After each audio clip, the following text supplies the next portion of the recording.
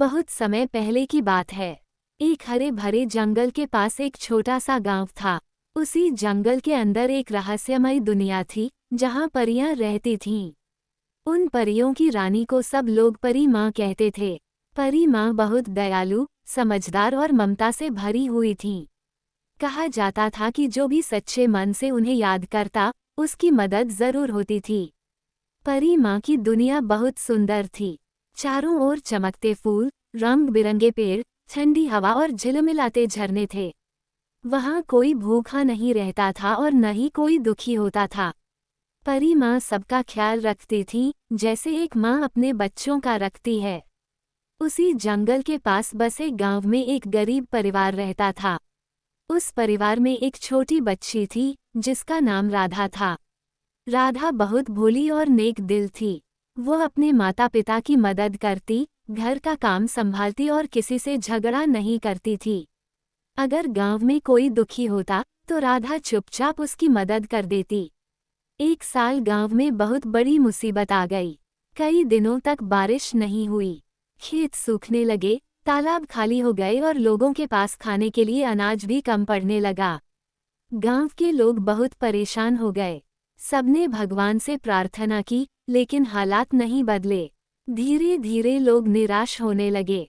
राधा ने अपनी दादी से परी माँ के बारे में सुना था। दादी कहा करती थी कि परी माँ सच्चे दिल वालों की आवाज़ जरूर सुनती हैं। एक रात राधा चुपचाप जंगल के किनारे गई। उसने आंखें बंद की और पूरे मन से परी माँ को याद किया। उसकी आंखों से आंसू बहने लगे, क्योंकि वह अपने गांव का दुख सहन नहीं कर पा रही थी। अचानक जंगल में हल्की सी रोशनी फैल गई। हवा ठंडी और सुहावनी हो गई। धीरे धीरे एक सुंदर सी आकृति सामने आई। वो खुद परी माँ थीं। उनके चेहरे पर शांति थी और आंखों में गहरी ममता। उन्होंने राधा के सिर पर हाथ रखा और प्यार से मुस्कुराईं। परी माँ ने कहा, बेटी, मुझे तुम्हारा दुख समझ में आता है, लेकिन याद रखो, मदद वही पाता है जिसका दिल साफ होता है। राधा ने रोते हुए गांव की सारी परेशानी बता दी। उसने अपने लिए कुछ नहीं मांगा, बस गांव के लिए पानी और अनाज मांगा। राधा की बात सुनकर परी माँ बहुत खुश हुई। उन्होंने कहा, तुम निस्वार्थ हो, इसलिए तुम सच्ची हो। ये कहकर उन्होंने अपनी जादुई छड़ी घुमाई और आसमान की ओर देखा। अगली सुबह गांव वालों ने देखा कि आसमान में काले बादल छा गए हैं। थोड़ी ही देर में तेज बारिश शुरू हो गई। सूखी जमीन हरी होने लगी, तालाब भर गए और खेतों में फिर से जान आ गई। लोगों के चेहरों पर खुशी लौट आई। कुछ दिनों बाद फसल भी बहुत अच्छी हुई। गांव में फिर से खुशहाली आ गई। सब लोग राधा को धन्यवाद देने लगे, लेकिन राधा ने कहा कि यह सब परी माँ की कृपा से हुआ है। वो कभी घमंड नहीं करती थी। एक रात परी माँ फिर से राधा के सपने में आईं। उन्होंने कहा, बेटी, हमेशा अच्छा करते रहना। असली जादू दूसरों की मदद करने में है। ये कहकर वे मुस्कुराईं और गायब हो गईं। राधा बड़ी होने लगी, लेकिन उसका स्वभाव नहीं बदला। वो हमेशा लोगों की मदद करती रही।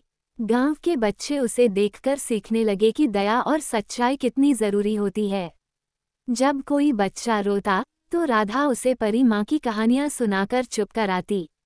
धीरे धीरे गांव के लोगों का व्यवहार भी बदलने लगा। जो लोग पहले स्वार्थी हो गए थे, वे फिर से एक दूसरे की मदद करने लगे। कोई अनाज बांटता, तो कोई पानी भरने में साथ देता।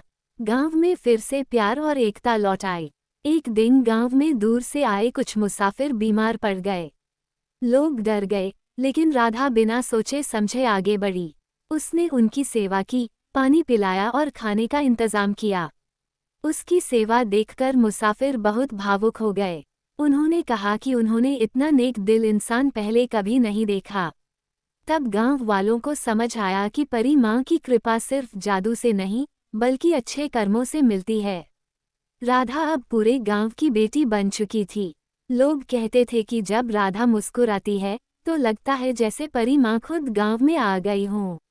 हर रात राधा आसमान की ओर देखकर परी माँ को धन्यवाद देती और मन ही मन वादा करती कि वो हमेशा उनकी सीख पर चलेगी। इस तरह परी माँ की कहानी सिर्फ एक कथा नहीं रही, बल्कि पूरे गांव के जीवन का हिस्सा बन गई।